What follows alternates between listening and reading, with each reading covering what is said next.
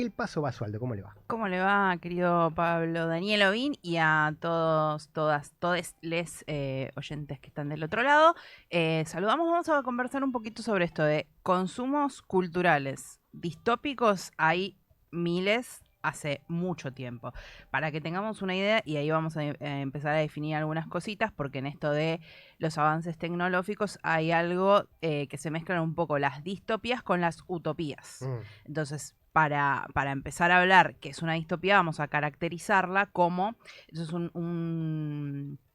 una palabra, un concepto que instauró John Stuart Mill como contestación a la definición de utopía de Tomás Moro. Y esto fue en 1868. O sea, mira si son viejas las distopías, que él define a la distopía como algo contrario a la utopía. ¿Y qué pasa en una distopía? Es un imaginario social sobre el futuro en el cual las condiciones son terribles, claro. son pésimas. Siempre es a la negativa, ¿no? La distopía. Exacto. Cuando hablamos de una utopía es un horizonte deseado, un futuro mejor que el que estamos viviendo.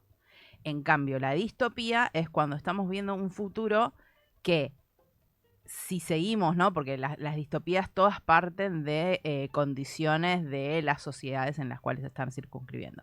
Si extrapolamos, digamos que las distopías es extrapolar esos datos que tenemos del presente con datos del pasado e imaginar un futuro que no es bueno. Sí.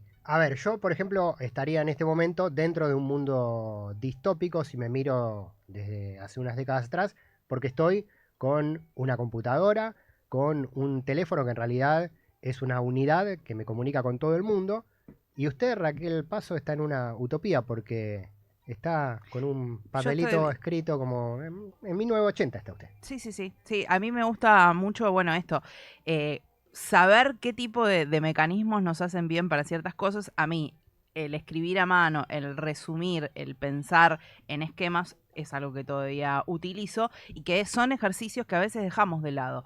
Lo mismo que la lectura tanto en físico como en electrónico es lo mismo. Ahí no hay una diferencia tan grande en la materialidad. A mí me gusta el libro Mm, físico, pero la finalidad es la misma.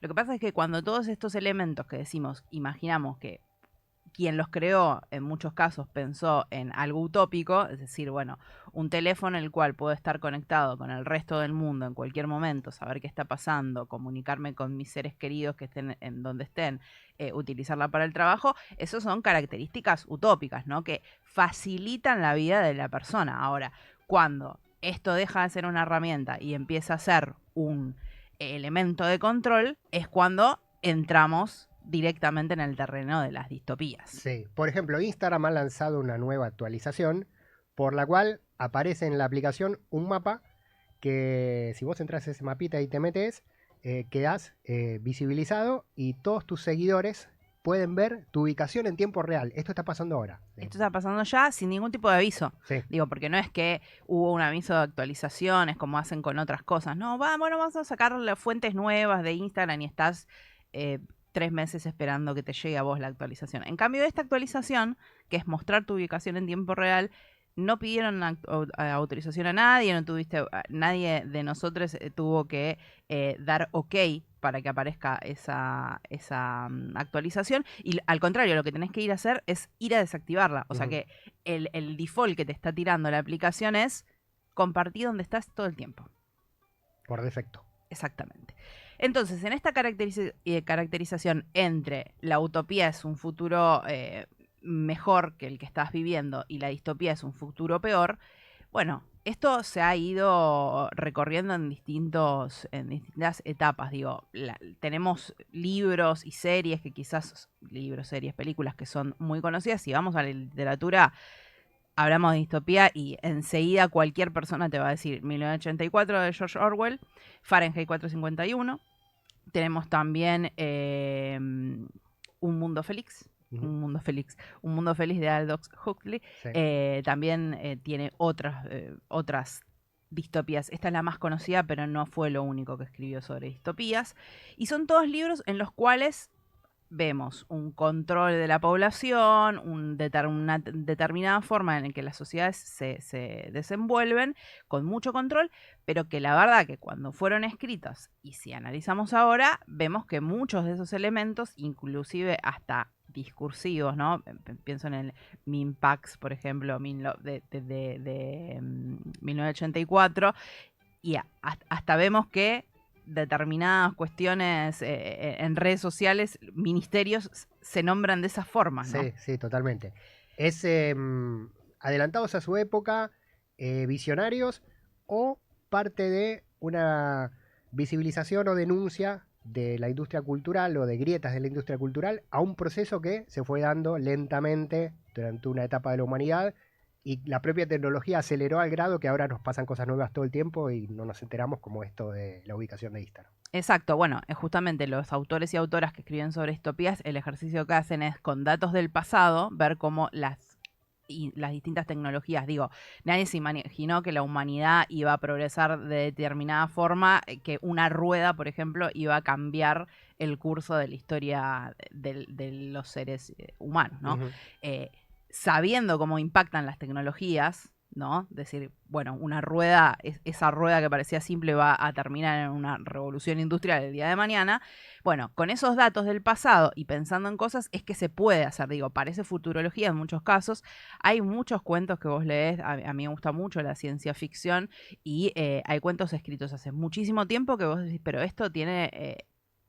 parece que hubieran estado viendo el futuro. Bueno, no, Claro. es un poco la lectura y la grandeza de estos autores y estas autoras de imaginar escenarios que terminan siendo reales. Ujú. Bueno, Terminator, ¿no? Gran caso, citado por el propio presidente de la Nación, Javier Milei, pero creo que sin entender el contenido real del mensaje. Terminator, la distopía de la inteligencia artificial dominando, tomando el control de la cosa pública y eliminando a la propia humanidad por considerarla un peligro para su propia existencia. Sí, que también es la lectura, digo, es una lectura que podría ser una inteligencia artificial o, en este caso, esto como Skynet, pero es la lectura que también hacemos nosotros, ¿no? O sea, la humanidad está haciendo el peor freno de la humanidad en este momento, es la humanidad, no es otro, digo. En otros momentos la humanidad tuvo desafíos que tenían que ver con producción de alimentos, ¿no? Digo, cuando no podés producir alimentos para la cantidad de la población que tenés y bueno, va a haber un limitante. En cambio, ahora en el mundo que estamos viviendo hay condiciones para que se produzca alimento para toda la población. Ujú. Que no esté sucediendo es una decisión política una decisión política, digo, no solamente de los estados, sino también una decisión nuestra, de cada uno, de cada una, de cada une. Y acá viene un poco el centro de esta cuestión. ¿Cómo puede ser que, teniendo 1984, Fahrenheit 451, todas estas distopías, después tenemos Terminator, Sí, Volver al Futuro, Star Wars. bueno, todas estas advertencias, cuando vemos que no llevan, digo, el mundo sigue por estos mismos carriles que estas distopías nos proponían, hay algo que está fallando, y digo, si pensamos en serie, y también acá hay distintos momentos en que estas distopías se disparan. Si pensamos en el 2007, por ejemplo, en 2007, no, perdón, en el 2001, ¿Mm? cuando sucede la caída de las Torres Gemelas, ahí hay un boom de distopías, porque el mundo cambia, tal cual lo conocíamos, cambia. Estados Unidos reconfigura a su necesidad, ¿no? Y con el control de los relatos, como siempre pasa en las distopías, hay un Estado que controla el relato, controla lo que se dice, y ahí hay un boom, empiezan a aparecer un montón. Por ejemplo, una de las distopías de las cuales vamos a hablar, que tiene que ver con una saga, que son los Juegos del Hambre, de la autora Susan Collins. Este libro es del 2008, un poco posterior, digamos, al 2001, pero inclusive vislumbrando cuestiones, movimientos políticos. Hay también un montón de series, digo, si pensamos un poquito más acá, y ahí vamos a 2017, ¿no? Cuando asume Donald Trump, ahí otra vez hay una catarata, digamos, de estas distopías. Black Mirror, la serie Years and Years, Años y Años, es una serie Sí. británica muy recomendable. que es una distopía, pero con muy poquitos años. Lo que pasa acá también es cuando se imaginaban distopías en otros casos. Por ejemplo, 1984, ¿no? Se imaginaba un futuro lejano, ¿no? Estaban en un futuro lejano. Ahora los futuros son cada vez más cercanos. En esta serie, por ejemplo, Years and Years, es un futuro que podía suceder, ¿no? Está planteado inclusive con la asunción de Boris Johnson. Entonces, ¿qué es lo que pasa? Acá mencionaban desde el otro lado la producción, El cuento de la criada, Margaret Atwood. Bueno, justamente este es un libro de 1985, sí, que retoma impulso cuando en 2017, justamente después de la asunción de Donald Trump, se anuncia la serie y la serie revive este clásico que justamente muestra una distopía. Las distopías tienen distintos puntos de partida. Hay distopías que tienen que ver con lo tecnológico, como mencionabas antes, con esta cuestión de cómo los desarrollos tecnológicos empiezan a influir negativamente en el ser humano. Esto que comentábamos recién, El Vengador del Futuro, es otra que podemos recordar. Bueno, Germán, oyente del programa, aporta el libro 100 años después de Joe Bellamy. Lo pone también arriba de la mesa de las distopías. Vamos a anotarlo entonces para recorrerlo. Después tenemos distopías que tienen que ver con el cambio climático. Hace mucho tiempo, ¿no? Y tenemos también toda esa saga de películas de algún momento. Esas son las que tienen que, entre el 2000, 2001 y hasta el 2007, 2008, 2010, vemos todas esas películas El día después de mañana. Todo cataclismos climáticos en los cuales... Y las de zombies también las pegamos un poquito ahí porque siempre suelen tener en la mayoría de los casos un inicio de algo que salió mal con respecto a algo que hicieron mal los humanos, repercute para que se críen zombies, ¿no? La distopía que más miedo nos da, me parece, ¿no? La de los zombies.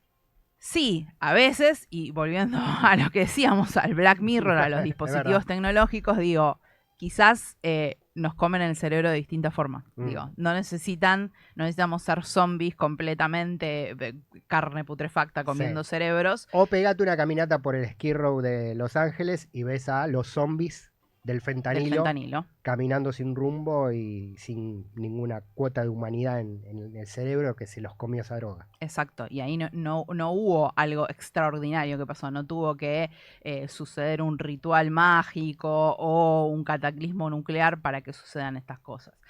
Y después tenemos distopías que tienen que ver con el género, las clases sociales. Digo, Margaret Atwood en El cuento de la criada lo que hace es justamente pensar un mundo, una distopía, no tan distópica, eso es lo grave de todo lo que traemos ahora, que tiene que ver con una lectura de la sociedad patriarcal y la diferencia de géneros, ¿no?